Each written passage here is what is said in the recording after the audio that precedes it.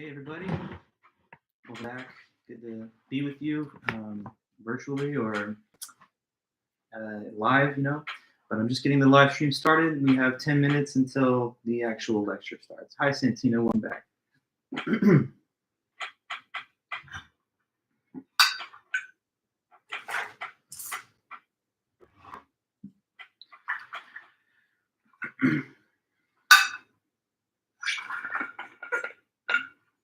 Hey gentlemen, good to see you too.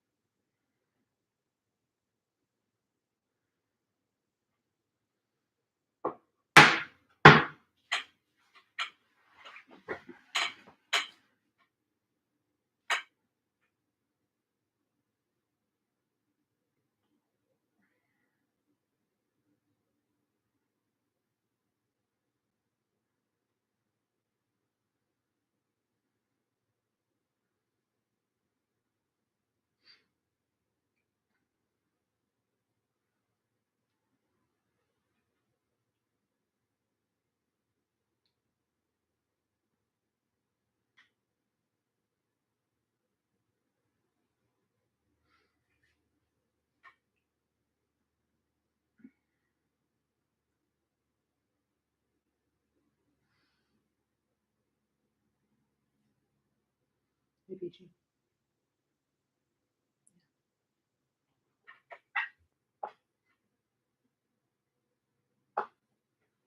Peachy's hanging out. Hey Peach.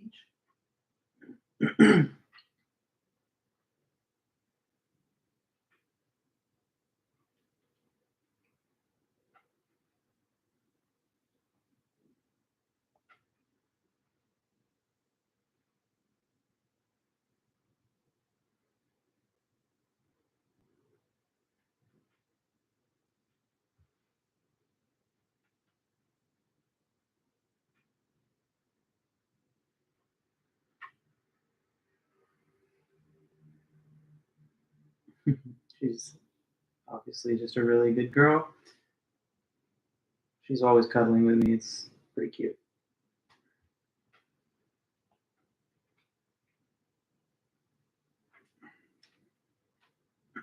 Still another 7 minutes.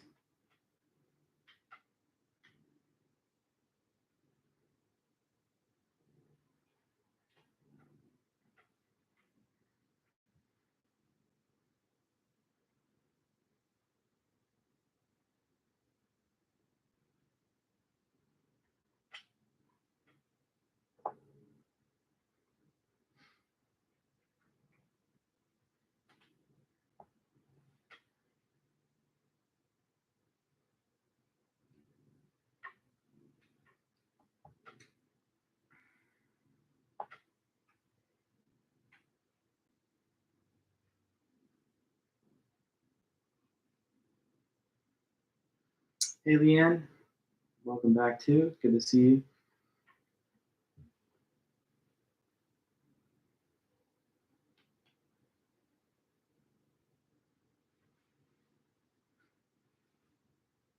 Just hanging in there for another 5.5 minutes till we start.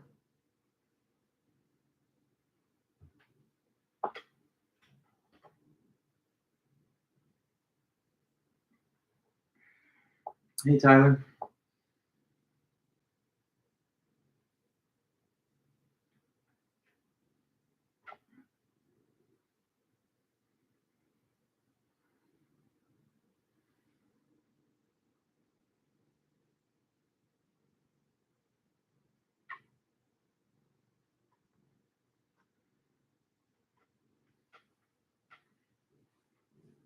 5 minutes.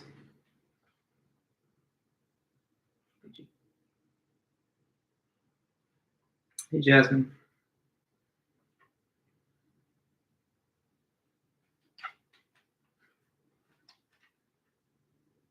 Hey, Zach. Hello, Jennifer. Santino. My belief in consciousness. Split brain syndrome, a medical condition, being very interesting in determining consciousness. My beliefs about consciousness. That's an interesting question. Hey, Carson. So yeah, I mean, consciousness, I think, is a result of the function of the brain. I'm a physicalist about consciousness, so I don't believe that we have souls. I just think that we are animals and we have bodies and brains, and if the brain doesn't function, then consciousness wouldn't exist, because I don't believe that it can really be in a disembodied state, just floating around without a functioning brain attached. And because it's a emergent feature of the brain, it's possible for consciousness to be disunified. If, for example, you have the hemispherectomy, where you have the corpus callosum severed, and there are interesting studies in which people who've had that happen report or are observed having totally different trains of thought, that the two sides of the brain are not aware of what the other one's thinking or doing. So it's interesting. I mean, there's a lot of interesting stuff there. I've actually been thinking about that a lot lately because I've been doing some research. And then Carson, how's my weekend? It was great. Yeah, and also welcome back, Elena. You may know I went over to the Rolling Loud Festival on Saturday. That was really cool. I saw ASAP Rocky, the big headliner, but I saw a bunch of other groups too. And my little nephew was out here, so we were just chilling. He wanted to go, so I went with him. And yeah, it was a lot of fun. I hadn't been before. I've been to other festivals and stuff, but I was quite entertained, because I'm a big fan of rap music, much more than like the electronic EDM type music and whatever that I've seen a couple of other festivals for. So yeah, I mean, it was a nice weekend for sure. Hey, Sandra, good to see you too. It was my birthday yesterday too, so I guess it was part of my birthday weekend, even though it's just a coincidence that the two things coincided. But yeah, St. Patrick's Day, birthday. Welcome back. Oh yeah, thank you. Yes, Andrea, welcome. Sandra, good to see you too.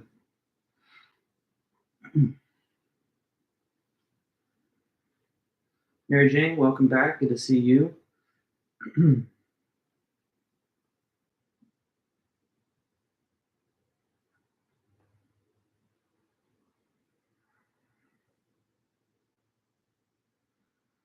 Just a couple minutes, we can get things underway.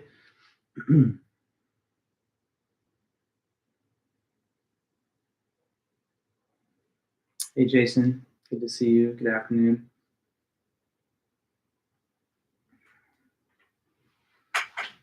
Just to make sure we get our full attendance up, I'm just going to go and post something over onto the class Canvas page real quick. So give me 2 seconds to do that. I'm on another window.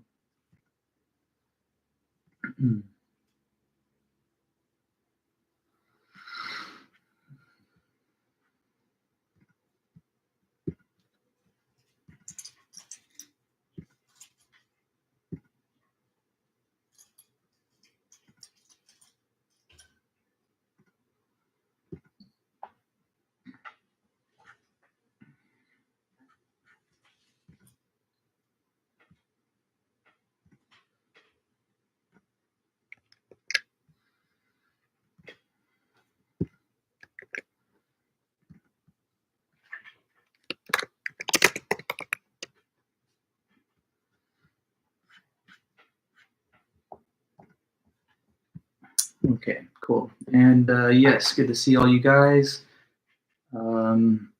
Thanks. Yeah, Peachy is very cute. I'm actually trying to eat these roses that my wife actually bought me those for my birthday, so she's being nice. But she's trying to eat them. Karen, welcome back. Justin, good to see you too.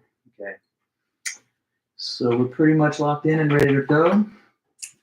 So I'm just going to say welcome back, everybody. Daniel, Julian, Violet, Mary Jane, and thanks for the birthday wishes. It wasn't exactly the most exciting birthday itself, although I had a fun weekend, but Monday, yesterday, I just had school teaching all day and grading a lot of things for other classes and stuff, and for you guys too. So wasn't exactly a big party, but it was definitely nice over the weekend to get to hang out with my nephew and check out some music. Natalia, welcome back as well. Okay, guys, so here's where we're at in our semester. Peachy, I have to. She's about to jump onto the computer, so I don't want that. Yeah. So anyway, we've covered a lot of good things. We're now past the midterm. Thanks everybody for all your preparation and performance on the midterm. I'm grading your tests, obviously, and as I said in my email responses to the students who submitted theirs, that I'm going to be sending back your grade and comments, the scanned copy of your midterm with my written comments and the score. And I'll be doing that this weekend. I'll make sure to send it off to everybody before the end of the day on Sunday. Just give myself a little margin of time because I do have a lot of other midterms as well that I'm teaching and grading on at the same time.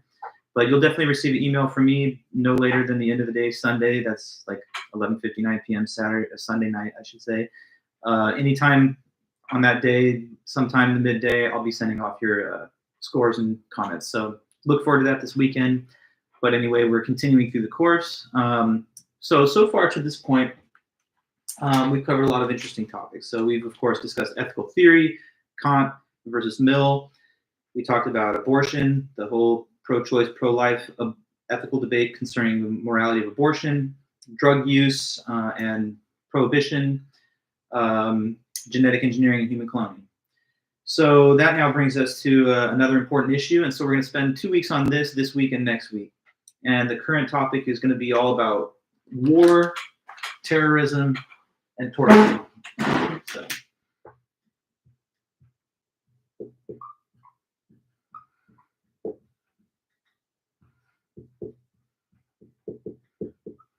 War, terrorism, and torture. Let me just actually dim that light and I see it better without the glare.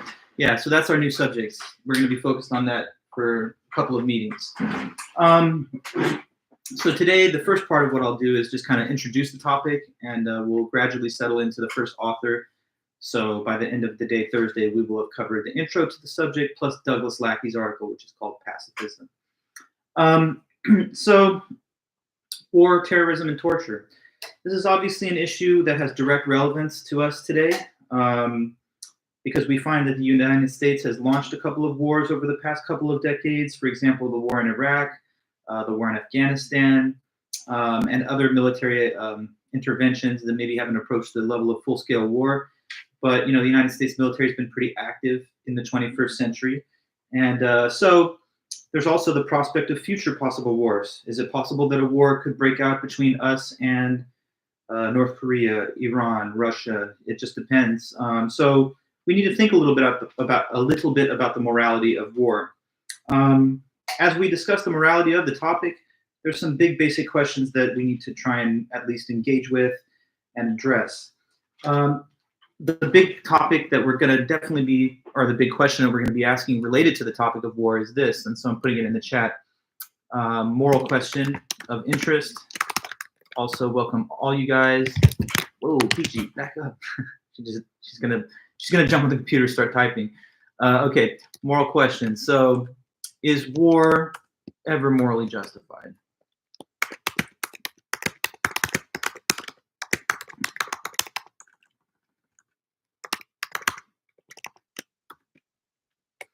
We're going to dive into that question and break it down from all different angles. Is war, the concept of war, is it something that could ever be morally justified? Could it ever be morally permissible to engage in war? Now, and we're also going to ask the questions that are related to the other topics. For example, could terrorism ever be morally justified, or is that totally ruled out of bounds by morality? Is there no possible justification for that? Or could torture ever be morally justified? As the editor of the textbook, Louis Vaughan, writes, these are difficult questions because they ask us and require us to consider whether we're ever justified in knowingly doing something evil. Because obviously war is like a necessary evil at best. No one would ever say that it's something that we ought to have or that we desire or that's, in the ideal situation we would have it. Now, in terms of the question, is war ever morally justified? What is it about war that you think raises this question? It's kind of obvious, but I would like to throw it over to you for a minute. What feature or aspect of war might make some people, debate whether it's ever morally acceptable? Because what does war involve? Death, yes, death and killing, destruction of life and property. So nobody can deny that war is itself something bad. It's something that's not good. It's not the thing that we would hope for in like a perfect world. So in the same way as starvation or pain is generally a bad thing, war is kind of a bad thing too. So can we somehow reconcile the general moral requirement not to kill people with the justifiability of war? I don't know what you think.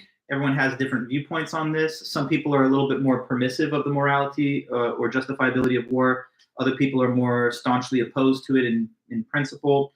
But what we're going to do is at least start to learn what the different theoretical positions are in ethics on war. So there are three basic moral positions, or three basic positions on the morality or the ethical justification of war. So let me put that in our chat.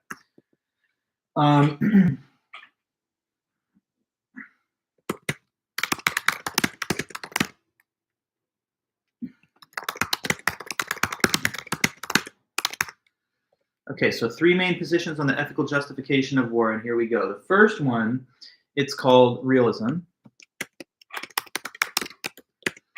And realism, out of these three that we're going to now learn about, is the one that's the most generally, I don't know if I could say supportive of war, but the one that's least critical of war, the one that's the most, I guess, willing to accept that war doesn't necessarily have any kind of moral problematic features. So what realism say is that morality does not apply to war.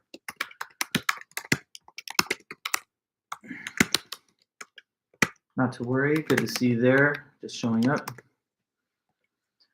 So that's one of the three main positions called realism, and it says that morality does not apply to war. Instead of thinking that morality applies to war, they would make the case that the only real questions that matter during wartime is not, is this right or wrong, is this moral, is this immoral, but rather whether the action that's being taken, whether it advances the aims or interests of the state. So I'm putting that here. Hey there, Michelle.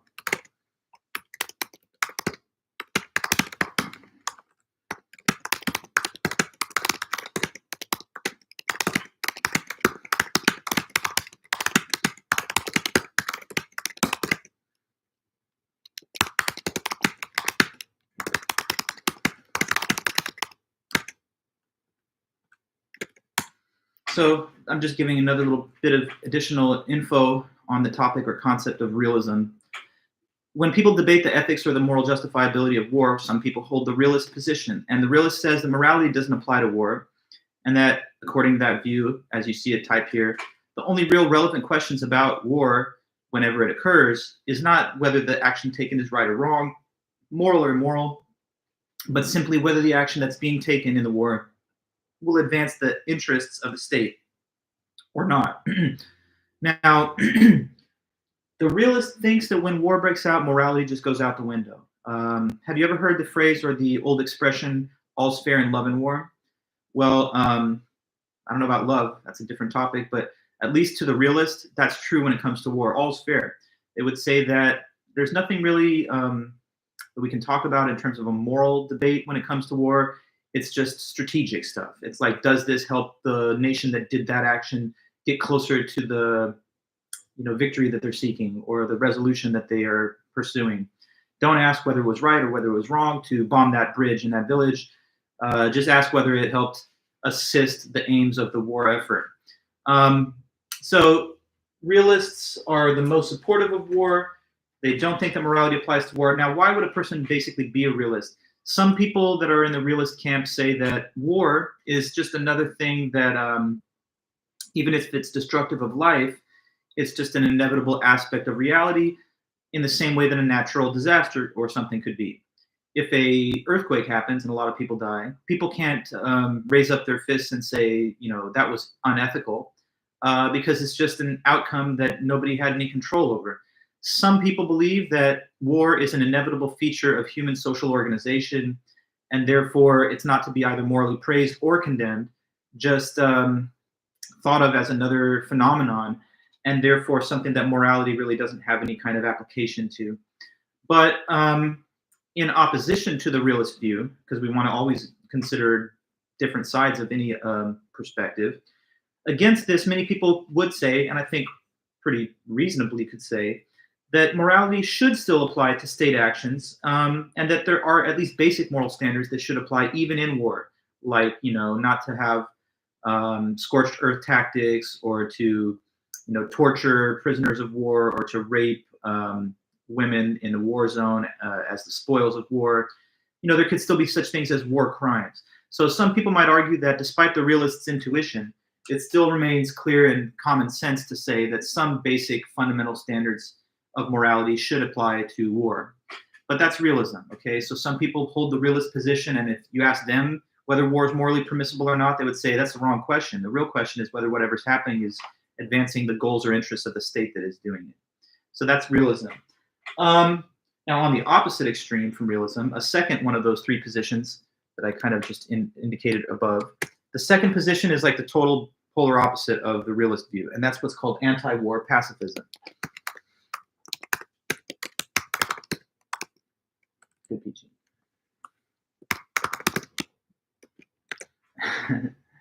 Anti-war pacifism says that war is always impermissible, that war is never morally justified.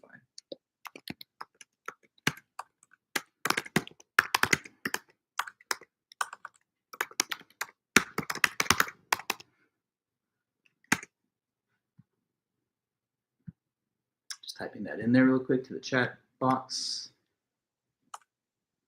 Okay, so to go to the opposite angle of things, you might be an anti-war pacifist. Anti-war pacifist, as the note indicates, is just that view that it's never morally acceptable for there to be war. Or another way to put it, that war is always wrong, it's always impermissible. It can't be justified. If you're an anti-war pacifist, you're taking a strong position too. You're not just saying some wars are unjustified, the really bad ones, or even that most wars are morally unjustified. But the anti-war pacifist says in broad strokes that all war is wrong. Even if it was done in a defensive way, it's still wrong. Now, why would the anti-war pacifist hold that view? One possible reason is because they think that war involves widespread violation of basic human rights, like the right to life. That could be based on a deontological conception of ethics, like we have duties not to kill people, regardless of the positive consequences of doing it. Others defend anti-war pacifism on a utilitarian basis by saying that there's never been a war that has produced more benefit than harm. There's never been a war that has produced favorable consequences that overcompensate for all the negative consequences that inevitably happen. But as there's critics of realism, there's also critics of anti-war pacifism. The critic of the anti-war pacifist is generally going to say something like, well, if the right to life is so important and sacred, and if that's the thing that makes war wrong because it involves destruction of life, couldn't it be possible, at least in certain cases, to imagine that if the right to life is central and vital and important and morally significant, that sometimes it might be morally permissible to defend the right to life, even in certain extreme cases with lethal force? I might sound like a bit of a catch-22 to say, like, I care so much about life that I'm willing to take a life.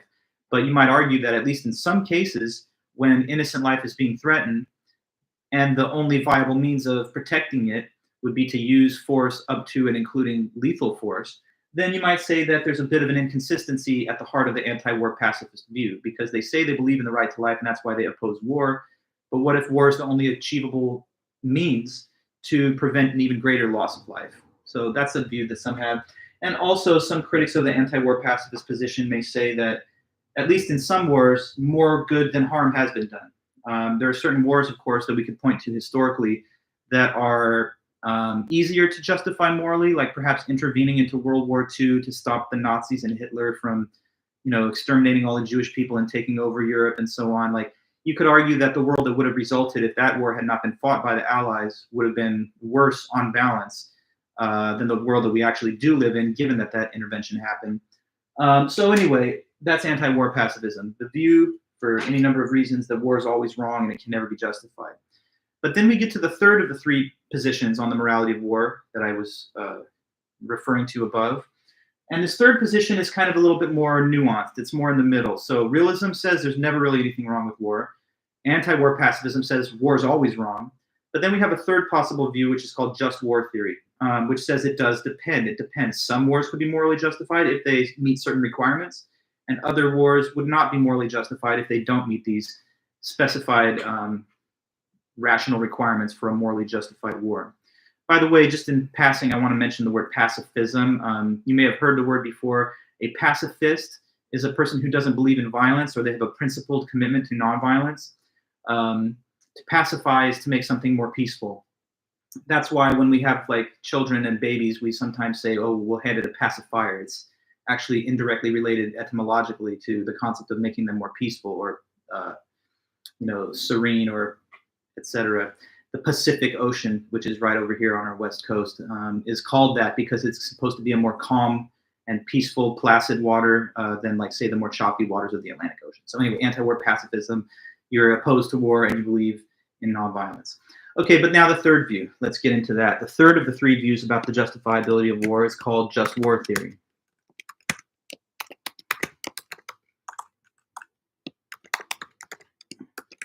Okay, and hi, Rosemary, welcome back. Not to worry about being late. Just war theory, a third possible perspective or viewpoint on the justifiability of war. So what that says is that some wars are morally justified, but only under certain specific conditions. So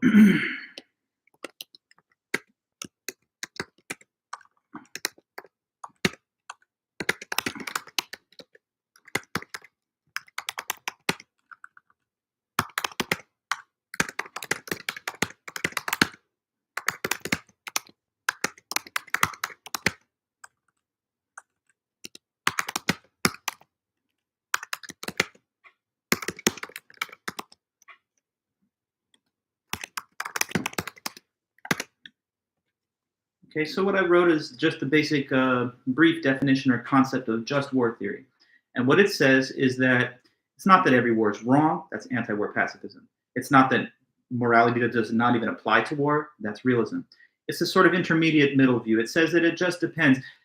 On the just war theory, just is used in the sense of justice or justified. According to just war theory, it's possible for war to be morally justified, but only under certain conditions. Only if the war we're talking about satisfies certain logical requirements or moral requirements or conditions. Now, there's a big person in the history of philosophy who's kind of the forefather of just war theory. This traces back to the writings of the medieval theologian and scholar St. Thomas Aquinas. And I'm just going to tell you briefly about him so that you understand who's responsible for the creation of the just war theory. It is, again, St. Thomas Aquinas. And this is again, medieval theologian, scholar, and as you can tell by his title, he was canonized as a saint in the Christian church. He lived from 1225 to 1274 Common Era, AD. So that's about 800 years ago, because it's right now 2025. So he was born 800 years ago. But anyway, in his life during the medieval period, he wrote a lot of important books, including a book called Summa Theologia, which gives arguments for the existence of God and other interesting topics. Now, one thing that Aquinas is kind of known for is trying to give some type of theological justification for certain things. So in the realm of sexual ethics, Aquinas talked about what he thought would be necessary in order for sexual interactions between people to be morally permitted under God. So he tried to describe, because the Bible leaves a lot of gaps in terms of what our specific guidance is in life. There's a lot of proverbs, there's a lot of scriptures and sayings, but sometimes it's not definite enough to give us clear insight into what we should or shouldn't do or what's acceptable. So Aquinas thought that he was such a scholarly reader of the Bible that he could somehow deduce from his knowledge of the scriptures what God would have wanted in terms of like acceptable sexual behavior. So he has all these writings. This is totally unrelated to what we're talking about now, but he has these writings where he talks about, it has to be possible for there to be the conception of a child because the natural function of the reproductive organs is conception. And so there's stuff that he has in that whole topic of like sexual ethics. But he also thought that you can make inferences from biblical writings about what God would have wanted when it comes to war as well. So he thinks that he's trying to put the justifiability of war on kind of like a theological footing, but the whole reference to God and religion kind of drops out from scholarly discussions of it today, and we just think about it as like a kind of attempt to theoretically state the requirements for a morally permissible war. So anyway, once again, just war theory does say that war could be justified, but only under certain specific conditions. If these conditions are met, then the war that satisfies those are morally permissible. But if it fails to meet these requirements, then it's not morally permissible. Now, I'm going to now go through the different conditions of just war theory with you guys so that you understand like what account is being given here for the requirements of a just war. The conditions or the criteria for just war theory break down into two sets of conditions. So two sets of conditions under just war theory.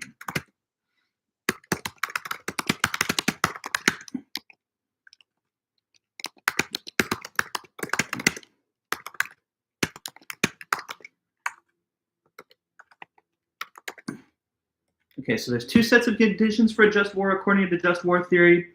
The first set of conditions are called jus ad bellum conditions.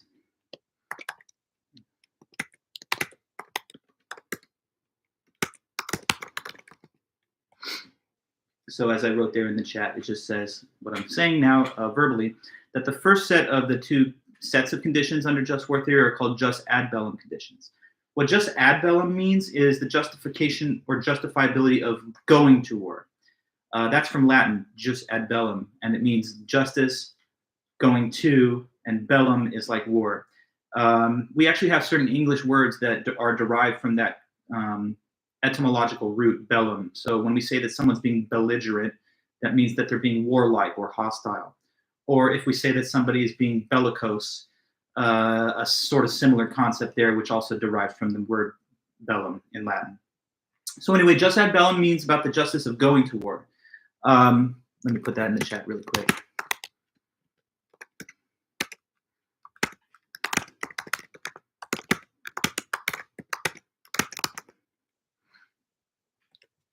The justice of going to war, and I emphasize going by putting it in all caps, because that's the key element here. These conditions are going to try and express what would have to be the case in order for the initiation of war, the launching of war, to be morally acceptable. We'll get to the other set of conditions in a bit, but we're going to focus on the jus ad bellum conditions first. So jus ad bellum, again, what is it? It's a set of principles, and there's actually 6 of them within it. And these 6 requirements are supposed to specify what would have to happen or what would have to be the case in order for a war to be acceptable to initiate. So what makes it okay to start a war, basically? We're going to get 6 requirements. So there's 6 jus ad bellum conditions.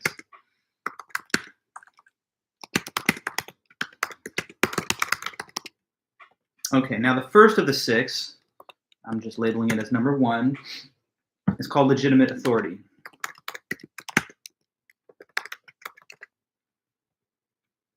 The legitimate authority requirement. And here's what that means. What it just says is that the war must be declared by a legitimate authority.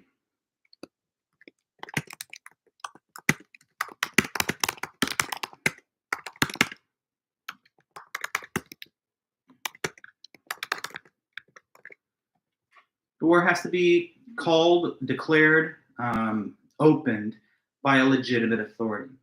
And this is supposed to forbid, it being a justified war if just a private citizen said we're going to war, or if like a militia movement that didn't actually have official governmental authority or power was to say, well, we're going to war. So who could be a legitimate authority? It has to be a person or persons who have a duty or responsibility, an official responsibility to care for the interests of the political community. So here we go.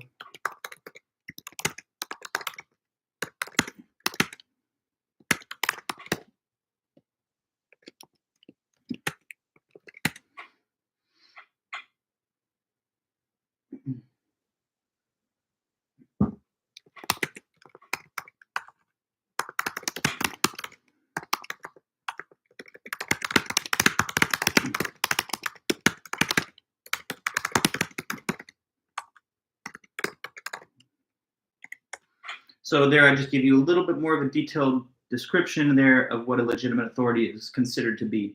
This would be a person, or I put S in parentheses because in some cases there could be more than one official decision maker in the case of certain countries or whatever their system involves. But it's whatever legitimate individual or individuals that have that official responsibility to oversee or care for the interests of a political community.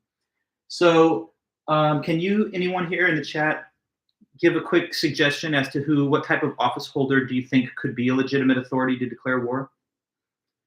There's some obvious ones, but let's see if you can just point out some titles, offices, or positions. So president, of course, would be one. The president is the person, under our constitutional system, who by the democratic voting process is vested with a duty to care for the collective interests of the nation and to protect it against whatever external threats it may face.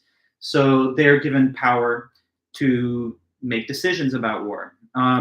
But to be honest with you, in our own system, it's a bit of overlooked fact, but in fact, it's supposed to be Congress that declares war according to the Constitution. We've kind of deviated from that since World War II is the last time I think there was an official declaration of war by Congress. Presidential authority has kind of encroached a little bit on the legislative branch's constitutional mandated function there. But yeah, a president could be one. Or if it's like the Congress, a body of lawmakers that are given power to make that declaration, then that's another case. And that's why we can sometimes have the plural, because it depends on the system and the rules of the system. It could also be the monarch. Yeah, that's correct, Marina. So in some countries, they're not overseen by a democratically elected representative leader like the president, but in some countries there's a line of succession determined by some monarchical system. Monarchs, it does become a little more complex because some people, people that are passionate defenders of the concept of democracy, they may say, well, what is your right to rule if you've just inherited power, or if power was not conferred on you by the will of the people? But suppose that there is a system or nation under which the monarchical system is recognized as justified and authoritative, then it could also be a monarch. It could be a president, it could be a congressional body, it could be a prime minister, just a separate designation, but they of course have sometimes war-making or declaration powers of their own. But in any case, it has to be the sort of leadership figure that's recognized as having official duties to care for the interests of a political community. I say political community instead of nation, and why do I say that? Because it's possible sometimes for there to be revolutionary movements or leaders in the factions of a civil war. So as you know, our own country, America, hasn't always existed. It's actually relatively a recent historical phenomenon. If you look at the big span of human history, 250 or something, a little more than that years that we've been here as the United States under this US Constitution. But our nation was founded by being a breakaway colony of Britain, back in the American Revolutionary War. And most Americans, we are raised with our history lessons, and we are told that this was a righteous and a justified rebellion against unjustified monarchical power that we wanted to liberate ourselves from. So if we think that our own country's founding was justified, then we would have to identify some legitimate authority to the declaration of that war. And of course, there was no yet formal existing country at that time, but there was a political community, the 13 original colonies, that shared the view that they no longer wanted to live under the rule of King George back then. So this designation, the person or persons responsible for the care and interest of a political community, it could theoretically include within its scope the leaders of revolutionary war movements, as long as their authority is recognized by the political community that vests power in them.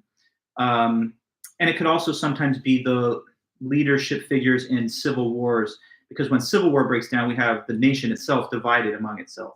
But the people that are fighting on either side, like in the American Civil War or other civil wars that have happened, they're generally going to think that there's a moral justification for their decision to wage war against the opposing faction. So I'm just trying to tell you that traditionally there's some easy cases of legitimate authority: presidents, prime ministers, kings, congressional bodies, and so on. But there's also this extension of that maybe encompasses the Revolutionary War leadership or Civil War faction leadership. If we didn't recognize those last two categories, then we would have to disqualify the legitimacy of declaring war, even in our own nation's founding, which most people would think is counterintuitive. So, legitimate authority. Now, who's not a legitimate authority? Suppose that I'm very upset with Canada myself, and I just say, we're going to war. I'm not a legitimate authority. I'm just one random citizen in this nation, and I'm certainly not empowered with duties to make decisions for the benefit of the whole country. So if I was deluded enough to say that I was declaring a war against, Canada, Mexico, I'm just picking on the ones that are our neighbors, since that would be the ones closest.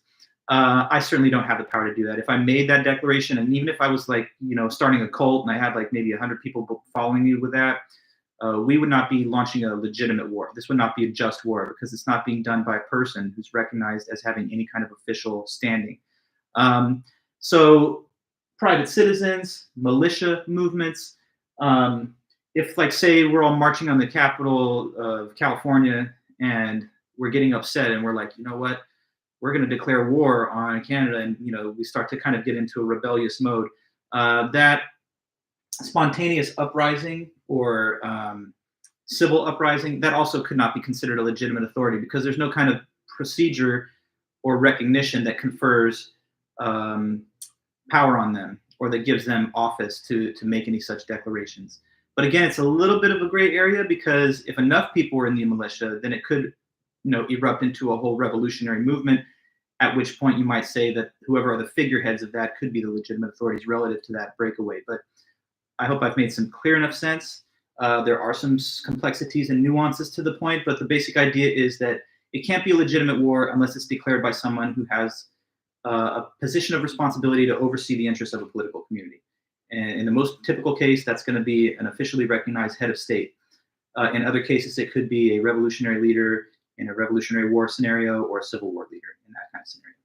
Okay, but we continue on to the next of the 6 requirements of jus ad bellum. So condition 2, I'm numbering it as number 2.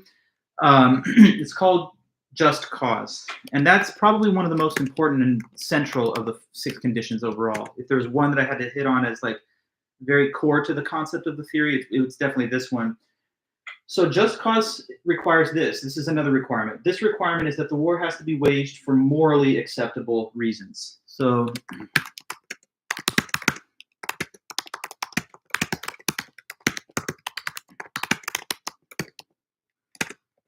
the war has to be waged for morally acceptable reasons. So there has to be a just cause. There has to be a justified, righteous cause for waging the war. And when it comes to just cause, there's a certain classic example of what is a just cause. I wonder if anybody here thinking about this might be able to reasonably infer what that could be. What do you think could be a basis or justification that would be morally acceptable for launching war? A morally acceptable reason could be that we're only starting this war because what reason? To exterminate a whole religion? That's definitely not it.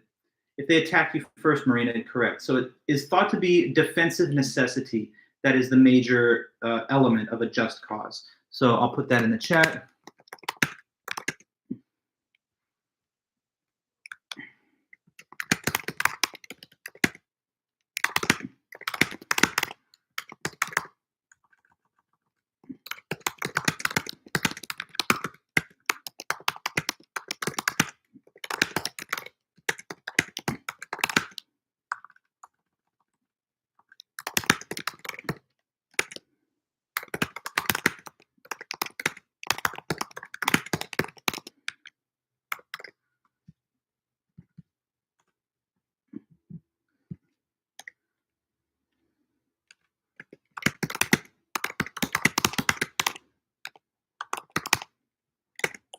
So I just put a little commentary there. And also, Mary Jane, you mentioned the case of to free the Jewish community, but that wasn't the only reason that we launched that war. In fact, if you go back to the history, the United States primarily became heavily involved after we were attacked by Japan at Pearl Harbor, because at the time, Japan, under the former emperor, was an Axis power that was aligned with Germany. So, it was complicated, our motives, but you could have said, well, now we're under attack, so we're going to reply and retaliate in kind. But the classic core example of a just cause, a justified cause that's morally acceptable, is defensive necessity. It's a self-defense cause. If you've already been attacked, and you're merely trying to restore security and peace for your own people, then that's often considered to be the most paradigm case of a just cause. But what's not a just cause would be waging it for empire. Suppose that we thought there was a lot of precious metals in Canada and we would like to seize them for our own nation, or that there's interesting oil reserves in like Iraq, and that's the real reason we're fighting is to take it away. That would not be a just cause, because that's just for plunder, and that's just for the that's not a defensive cause. That's an aggression. That's an aggressive cause to seize resources. So if it was done to expand empire, to seize resources, if we just wanted more land, if we were like, Canada, Greenland, they don't want to become part of America, so we're going to take them by force. We're going to go in there, destroy their military, and force them to submit to being, annexed under us. Of course, discussions like that have happened in our current political status quo, but serious people do argue, of course, and of course academics reasonably argue that that would be a violation of just war theory, because it wouldn't be defensive. So whether it's for the expansion of empire, to seize resources, genocidal intent, suppose that we thought there's a class of people that are in another country and we just want to exterminate them wholesale just because we don't like those type of people or something, that would also not, of course, count as a just cause. Religious persecution, of course. If we wanted to get rid of a whole religious minority or something, and they were in another country somewhere and we said we're waging war on them to exterminate those people, that would also not be a just cause. So what's a just cause? Defensive necessity. The most classic case would be you've been attacked, you didn't provoke the attack, you've been attacked, now you're going to respond and try to use the response in order to bring about a cessation of the hostilities against you. There are debates within the community of scholars that talk about these issues as to what actually constitutes self-defense. What is self-defense? So, what is self-defense? Question there. So some people say that obviously it's self-defense if you've already been attacked. Okay, there's no ambiguity about that. So the most clear example of self-defense is you were attacked first, now you're just replying back. But some people argue that there could be preventive or even preemptive or even preventive defense. So what is self-defense? Let me put this information here.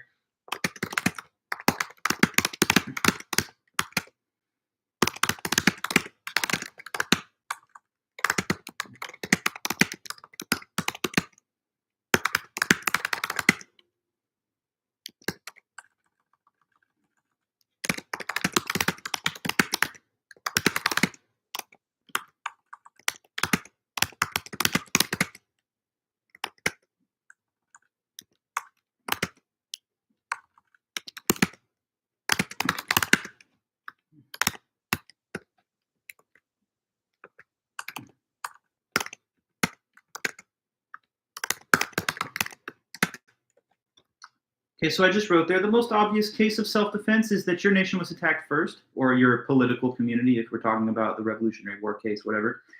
But some people argue that self-defense can also be either preemptive or preventive. So what would be preemptive self-defense? Okay, so let me give you a quick analogy.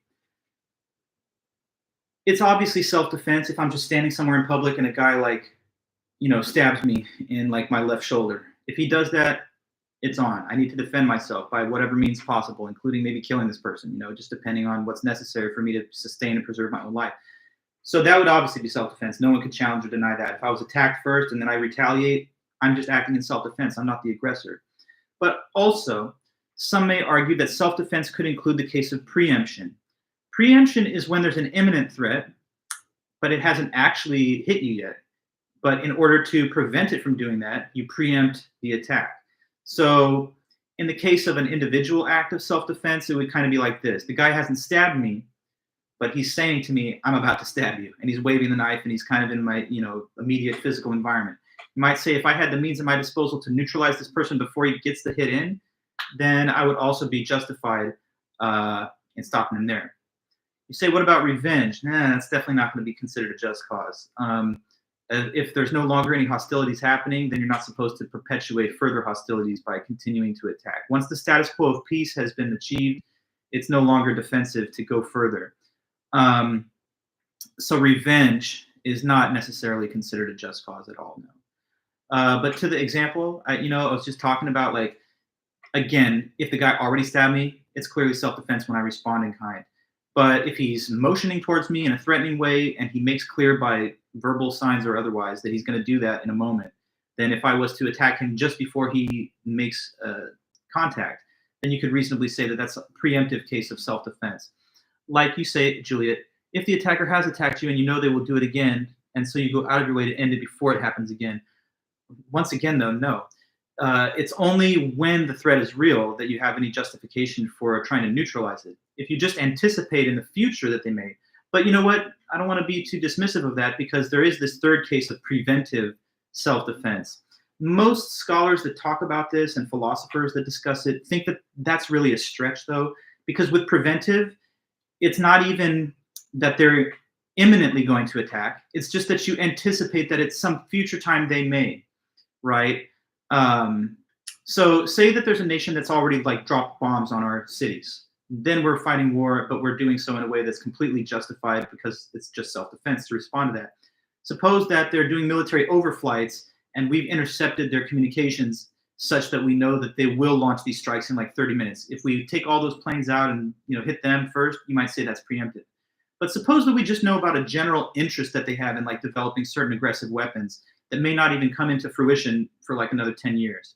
For us to attack a nation now just on the mere inference that that might happen later down the line, this is getting to the level of preventive attacks. And most people think that that actually is aggression rather than being self-defensive.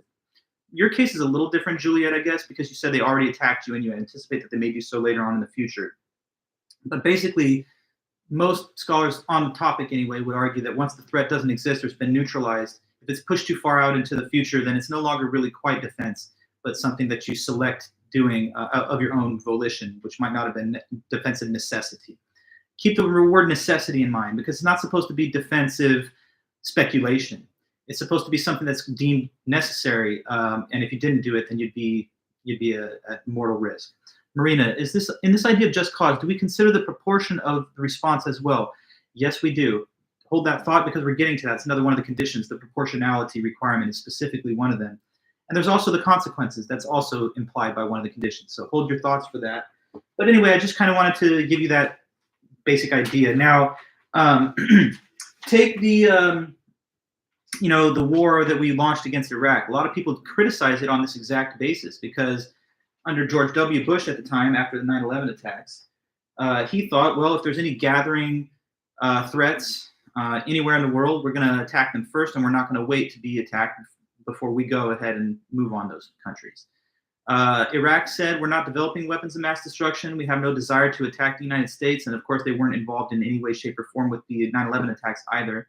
But Bush just said, we think that they're developing these weapons, and we think that they're not being honest with us or the weapons inspectors from the United Nations. So because we anticipate that they're going to build the weapons and someday in the future attack us with them, we're going to launch an invasion of their nation now. And many people say this violated just war theory because there was no clear sign of an actual attack. And of course, we can't, there was no imminent attack either. So this was in the realm of like prevention, but it does get a lot more morally clouded at that point. Okay, now there's some other conditions too. So we're going to go on to the third one. The third condition is called right intention.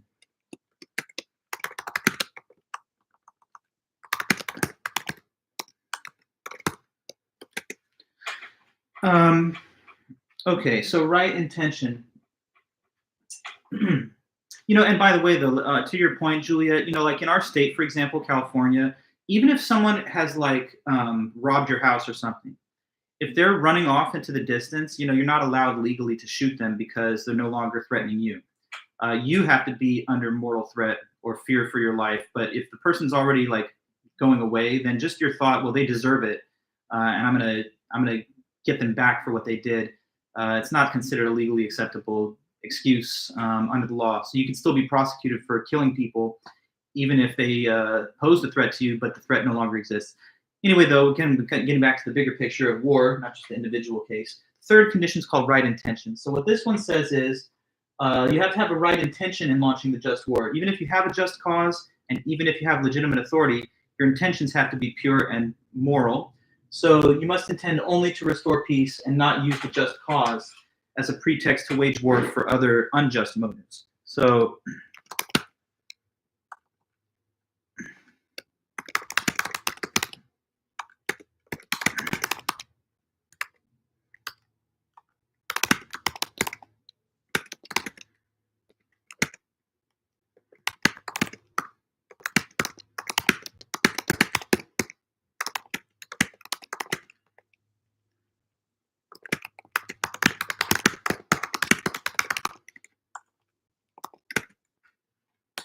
okay, right intention. Right intention kind of goes hand in hand with the just cause requirement. It's kind of like part 2 of it, because what it says is that not only do you have to have a just cause, but that has to be the only motivating factor for why you're doing the war. As an example of something that would violate right intention, okay, so suppose that a nation attacked us, and we noticed that that nation has a lot of oil reserves. So we're like, okay, well, we already have a just cause because they attacked us. But the real reason that we want to go back and fight against them is not just to get back to peace, but to seize as many of their assets as possible. In that case, the just cause would be sort of pretextual, and the actual intention is to get those things and plunder them. So it's not enough to have a just cause if you're just using it as like a thin excuse to wage the war for other less noble motivations. So right intention is supposed to assure that the actions that you take during the war are governed by the just cause requirement. We're only trying to get back to a peacetime status quo. We're not trying to use the excuse of the just cause as a pretext for waging the war for other ignoble, immoral motives. So the intention must simply be to neutralize threats and restore peace, but not more than that. If you have an unjust reason for waging the war, even if you have a just cause and it's declared by a legitimate authority, this renders the war unjust and therefore morally invalid. So I think I've covered that, but I'll just say one more piece as I've got it in my notes. It's not enough to have a just cause if it's just used as a cloak to conceal the true intentions of the warring nation. And this principle requires that you intend to wage war with good motives and not use the war or the just cause as a pretext for other reasons.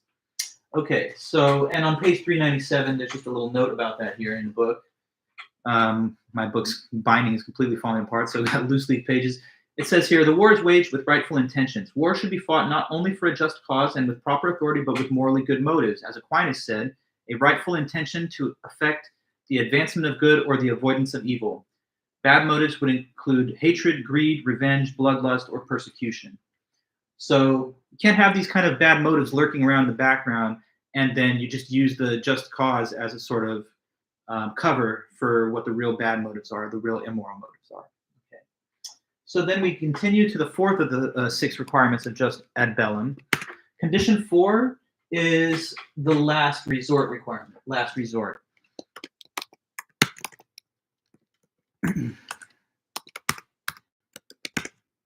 So the last resort requirement, I mean, the name is a big hint. It kind of tells you sort of what it's going to say. The last resort requirement, as you could probably guess, just mentions that it has to be the last resort. It has to be that all non-military and diplomatic alternatives have been exhausted first, and you only go to the war when no other way of resolving the problem has been effective or possible. So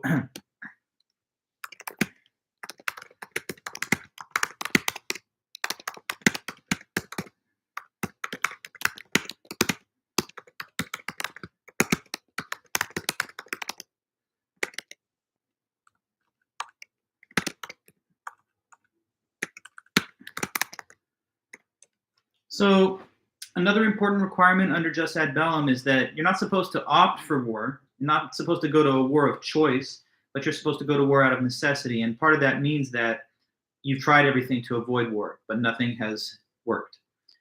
So you have to exhaust those non-military and diplomatic alternatives. For example, with the war in Iraq, another case where it wasn't really a last resort, because we could have waited for more verification as to whether or not these weapon systems were really being developed. We could have allowed the UN weapons inspectors to complete their work. but we didn't, and we kind of rushed in hastily without getting full confirmation of what we suspected from the intelligence community. So here is another case where war was launched, but we didn't wait to determine that it could possibly be avoided. In another context, let's just talk in hypothetical terms. Suppose there was a nation that is threatening to us, but we think, you know what, we can resolve this without going to war. Maybe we can apply sanctions to that country, and through the sanctions, they'll be deterred from wanting to provoke us any farther. So maybe we get neighboring countries to cut off trade with them, or to make high-ranking members of their government leadership blacklisted for financial purchases or travel to certain parts of the world. And we hope to kind of squeeze them diplomatically or in these other alternative means so that they no longer see a benefit to continuing on with their aggression or threats against us. Only if and when all the other non-military alternatives have been exhausted could it be a last resort. So you're not supposed to say, the first possible chance we're going to start a war. You're supposed to want to avoid war, and you try to avoid war by pulling all the other levers possible. And if none of them result in a resolution to the conflict or tension, then we could argue that war becomes a last resort, and therefore it's more easily morally justified in that case too. Okay. Now there's next the proportionality requirement. And in terms of your earlier question there, Marina, this will get right to it because you asked, in the idea of just cause, do we consider the proportion of the response as well? And that is a part of it. So proportionality.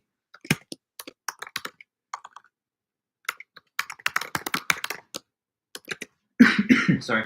So this fifth requirement, again, the proportionality condition, what it says is that the good to be achieved by the war has to outweigh the evil or harm that is caused by the war. So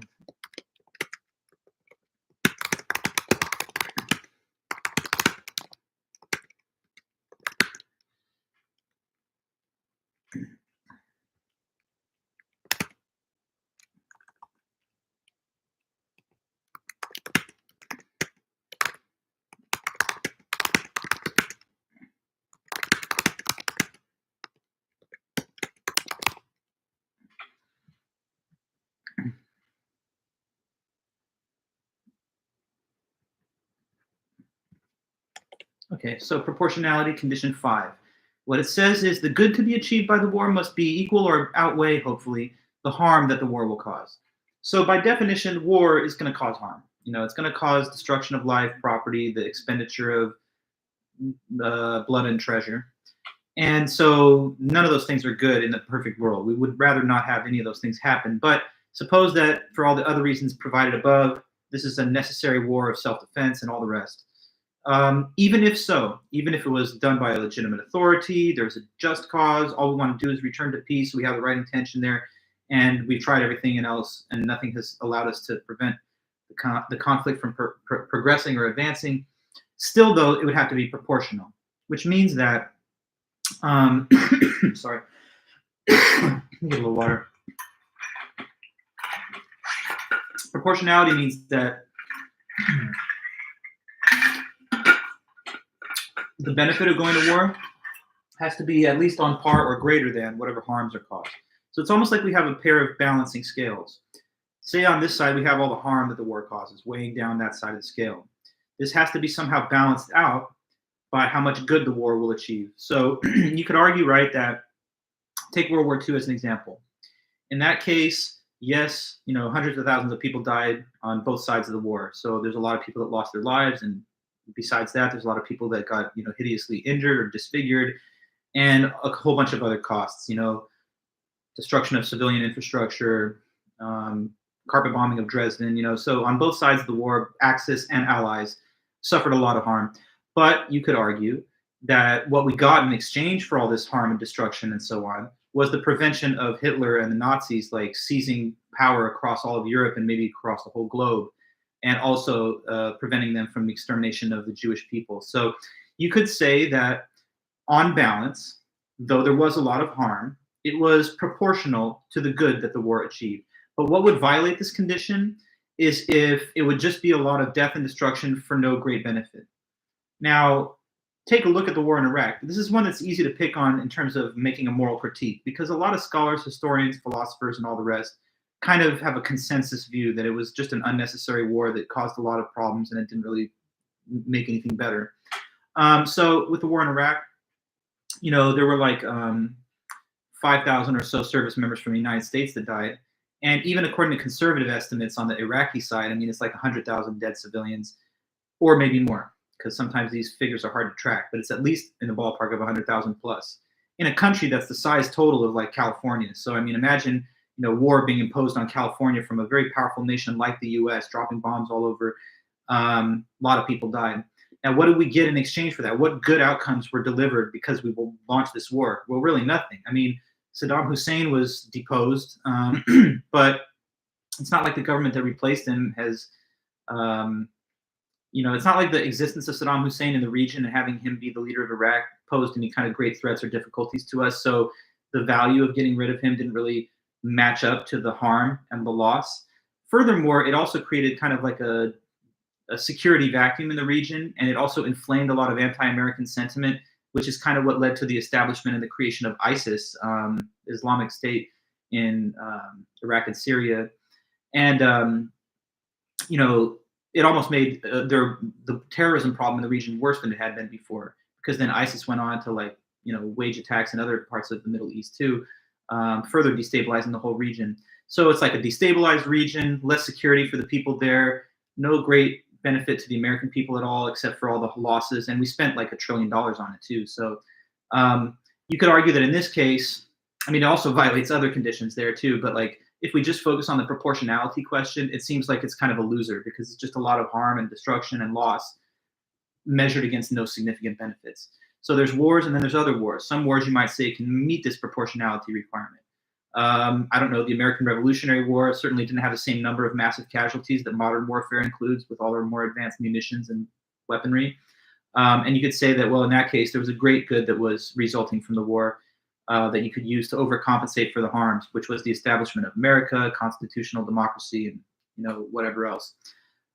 So I hope I made sense to you guys when I talk about proportionality. Again, this is also supposed to be a judgment about the total costs of war measured against the total benefits, not just like one episode of the war or just like one battlefield plan, but like the war in overall terms. So this requires a prospective judgment from those that launched the war. To initiate it, you have to be able to reasonably assume or assess that at the end of the day, it's going to cause more good than harm. So one last condition under jus ad bellum is called the reasonable chance of success requirement. So that's number 6.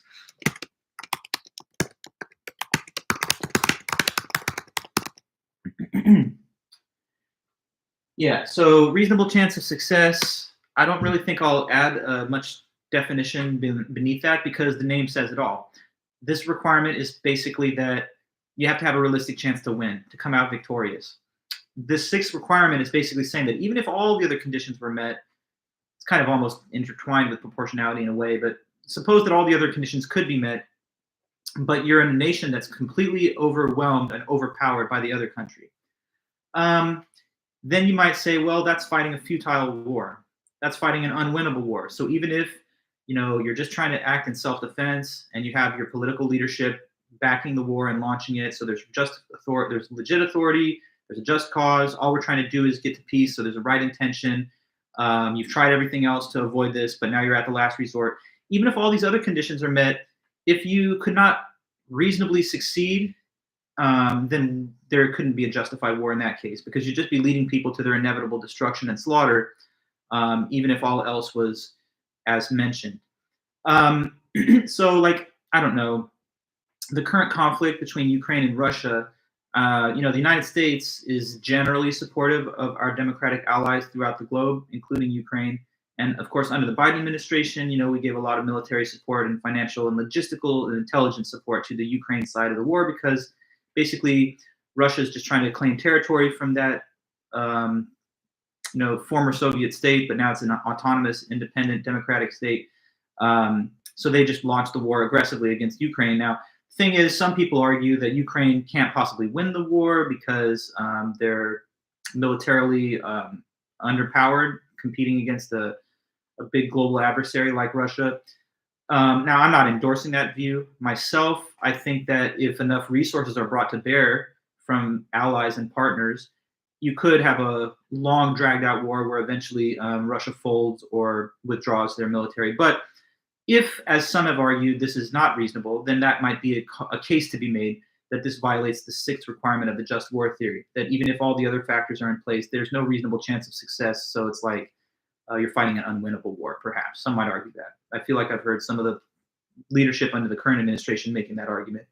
But either way, however you side on that particular case, it's not about current day politics, but we're just talking about theoretical concepts here. So now I've tried to express to all of you guys what these 6 requirements are, and the book just says the same. Maybe if I just quickly scan through some of the notes in the book. Conflict endorsed by legitimate or competent authority. The cause is just. The war is waged with a rightful intention. The war is a last resort. The good accomplished by going to war is proportional to the evil that the conflict causes, and there's a reasonable possibility of success.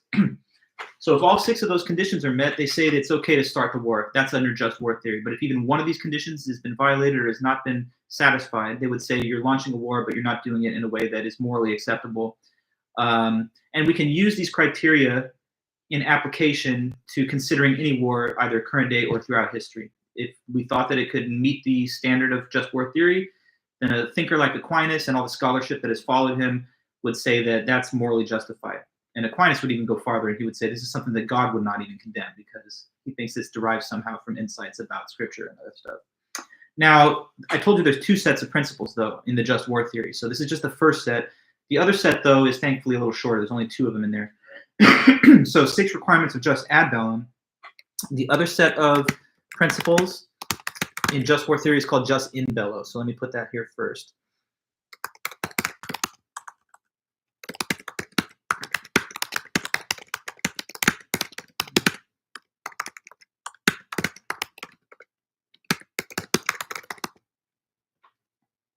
And so there's just ad bellum, the justice of going to war, and then we have just in bello. What just in bello refers to is the justifiability of the conduct within the war that's already been launched. Okay, so let me put that here.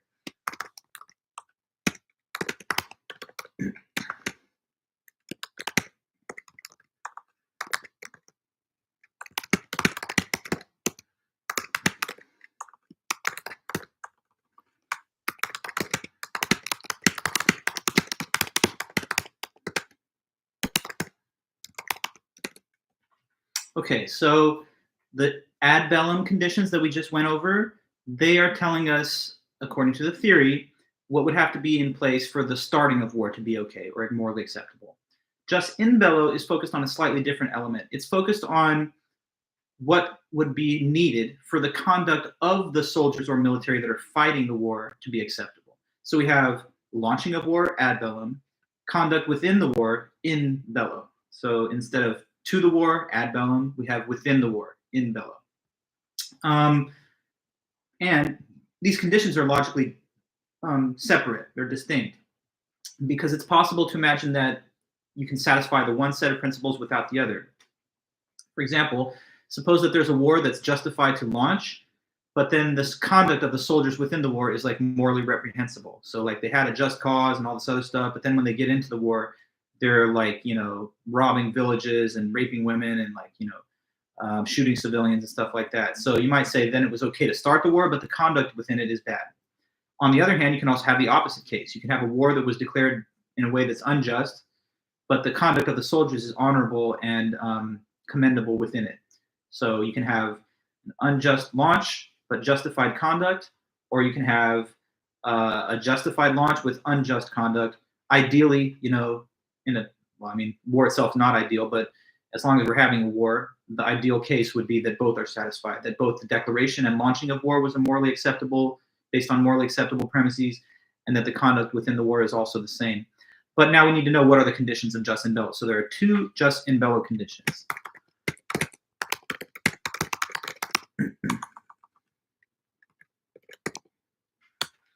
So 2 conditions for the justification of conduct within war. All right. Like as an example, by the way, of justified starting of war, but maybe unjustified conduct. Some people say that the Allies, that's the United States and our friends during World War II fighting against Nazi Germany, even though we had every good reason to start the war, some people think that some of our conduct went a little bit beyond the pale. Like, for example, there was a carpet bombing campaign against the city of Dresden in Germany, which killed a lot of civilians. They just leveled whole cities with bombs. So you might have argued there that, like, even though the initiation of war was a morally acceptable thing, that some of the conduct anyway might have gone in excess of what could be morally justified. But anyway, back to the statement of the principles. There's two just in bello principles. The first one is called the principle of discrimination.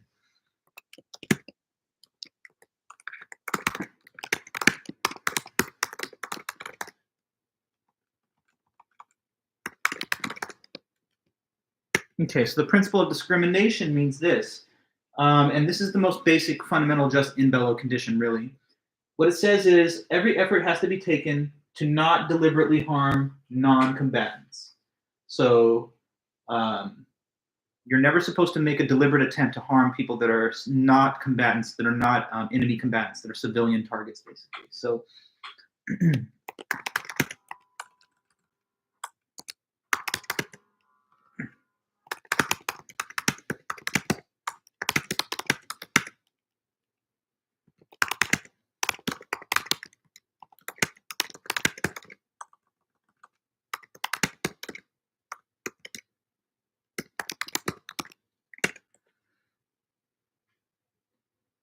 so Tyler, I'm not sure about your question. You say skipped from 4 to 6. Can you maybe follow up and just tell me maybe a little more what you meant? Only because if I'm looking at the notes above, I see 1, 2, 3, 4, 5, and 6. Last resort, proportionality. Yeah, 6 just ad bellum conditions. That's right. And we've covered all 6 of them. Or am I missing something? I'm not quite sure how to interpret your comment, but I want to make sure I don't misunderstand it. You don't see 5 on your end? Oh, really? So, okay, I'm not sure how it didn't make it in there. I'm looking at it on my end, but it's okay. You don't see 5. Is that true of all that are watching, that you don't see 5 and 6? Even though I've discussed them, you don't see the typed out information about those? That's okay. I'll retype them for sure. Okay, so if you don't see 5, the proportionality requirement, let me go ahead and try to cut and paste and put that back in there.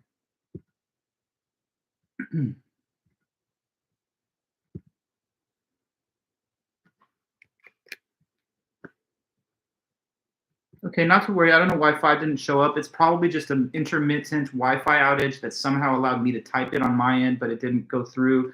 So we're not going to worry about that. I'm putting it here. Thanks so much for pointing that out, Tyler. I would have never known because on my end, it just looks like it's on in the chat. Here's 5. You guys can see this one now? Let me know. The whole proportionality definition. Okay, good. Very good. It's written there. And it just says the good to be achieved by the war must equal or outweigh the harm that the war will cause. So I just cut and pasted the one that I typed initially, and now it's down there. And that's the only, I think, missing note. So are we all on the same page now? Are we all good? You see the description, and hopefully it tracks with the memory you have of my discussion of it as well. But let me make sure that that's showing. Can you see it now? Anybody? The proportionality requirement typed into the chat? You still can't see it, okay? Still not there, huh? Well, I'll just write it on the board physically. I think for whatever reason, there must be a little malfunctioning going on with the chat. Let me do a test. Because 6 showed up for you, huh? That's kind of odd. You see the test message right there that I wrote? Maybe not? It's okay if you don't. You do see the test. The test shows, but not number 5. Okay, I'm going to just type it by hand again, maybe cutting and pasting it.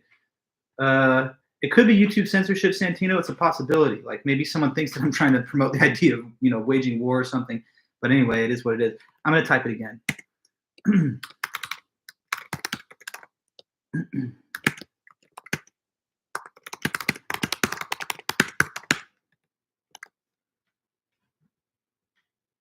I think I'm going to find a way around this if it is an issue with that.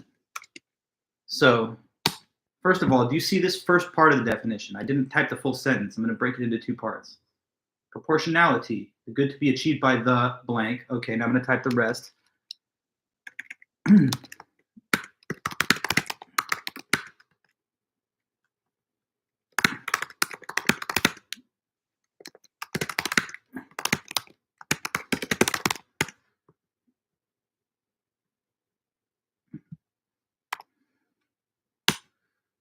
So do you see the second part of my written definition of the proportionality condition? Okay, good. So put those two together.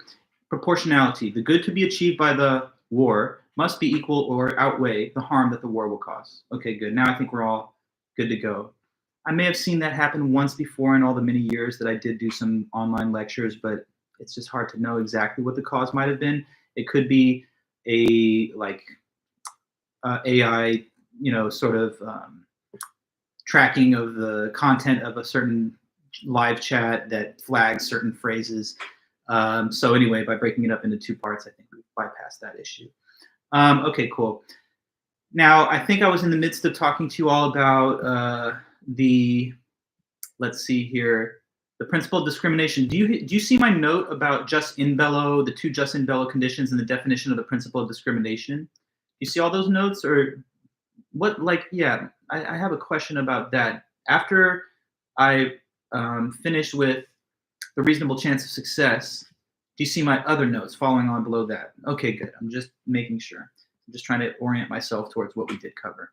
So we were talking about the principle of discrimination under jus in bello. Okay, so let me make sure that that's still clear.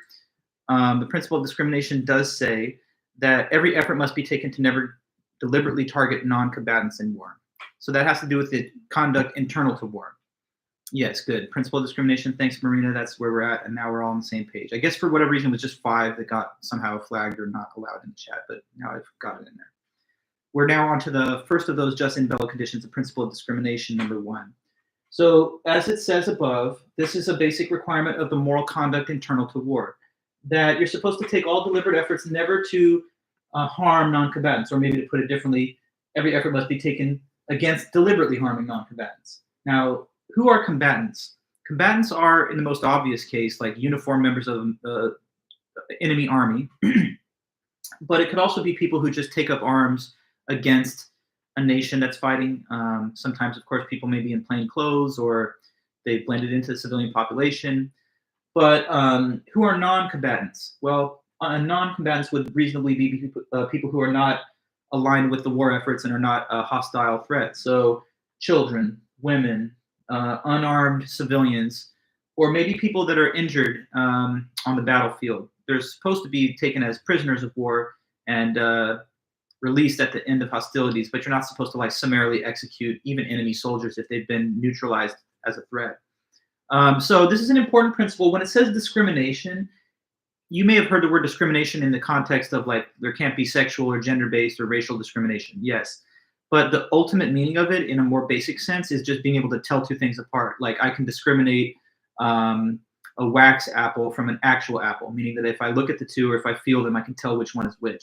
So the principle of discrimination is about telling things apart. And basically what it's saying is you've got to try and focus the fire of your military on real legitimate targets that are combatants. So you're supposed to try your best not to deliberately harm or kill the non-combatants. You're supposed to tell the difference discriminate between combatants and non-combatants.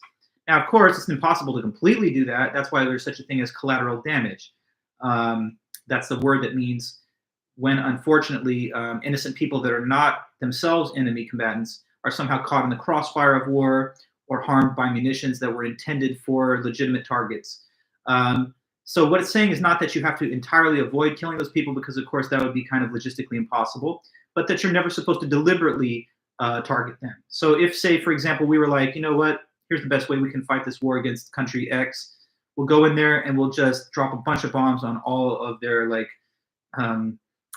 maternity wards and hospitals and senior citizen living facilities. In that case, we would be waging a war that was indiscriminate and was flagrantly violating this principle. No attempt even being made in that case to again exclusively target those that are the legitimate targets of attack, the ones that are threatening you and the ones that are posing hostilities back. So that's principal discrimination. If I'm reading it from the book very briefly, it says here, the principles of jus in bello embody the so-called rules of war, and they typically include discrimination between warriors and innocents. The most fundamental rule of war is the prohibition against deliberately harming non-combatants, usually meaning unarmed women, children, and the injured. These are said to have non-combatant immunity, which means that combatants must never intentionally target them. So we reached the end of our time, of course, you guys. I'm looking at the clock. I can see it's 5:15. So we will get into the remaining part of this, and then we have a whole discussion of Douglas Lackey's article to continue with on Thursday. So it's just part one of our notes on war and the morality and the ethics of war. And we're almost done finishing off the last jus in bello principle. So I'm going to leave you in suspense until then. For now, anyway, feel free to just, say goodbye, and we'll be back on Thursday. And like I've said, I'll be also sending back grades and comments for everyone's midterm exam by the end of the weekend. So that's all in good order. Okay, thanks, everybody. Good to see you once again, and take it easy, stay safe. I'll see you back on Thursday. Okay, take care. Bye-bye. Thanks.